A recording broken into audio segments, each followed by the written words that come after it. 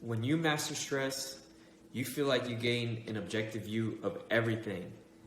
It feels like you can assess every situation for what it is and then make the best decision possible to maximize performance. One of the biggest questions that I get in my inbox pretty frequently is, how do I manage stress?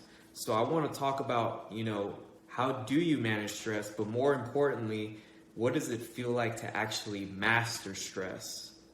So meditating, positive thinking, gratitude, and deep breathing exercises all help us master stress because they create distance from stressful situations.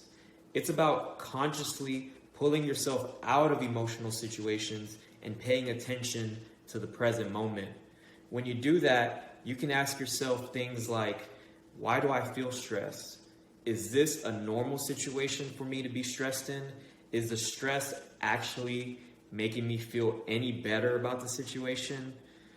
In a lot of instances, we notice that we overstress ourselves out and we have a distorted perception of what reality actually is.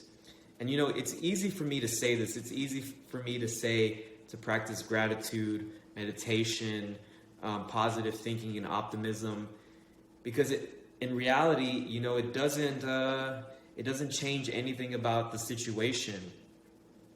The reason why it's so hard to pull ourselves out of an emotional situation is because we're just naturally hardwired to think less logically, act more irrationally, and have distorted perceptions of reality when we're stressed. The blood flow literally in your brain steers from the logical parts of your brain to the emotional parts. So the emotional side of your brain is on overdrive whenever we're stressed. So, however, every time you break that natural cycle by actually paying attention to the present moment, you stop the emotion. Changing your attention becomes like changing a channel on the TV. You're now tuned into a different experience, and this is how you manage stress, by creating distance. You essentially break the sequence of experience, you change your attention on something else, and you realize how fleeting emotions are. Whenever we live things on a day-to-day basis, if they're not important, we can feel surprise in 1 second and just be completely back to normal in a couple of seconds. They're very fleeting, and they just change depending on intensity of the situation and what it is that's in front of us.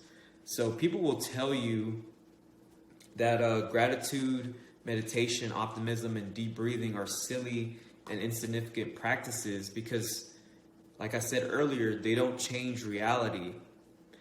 And they're right. It really doesn't change the reality of the situation.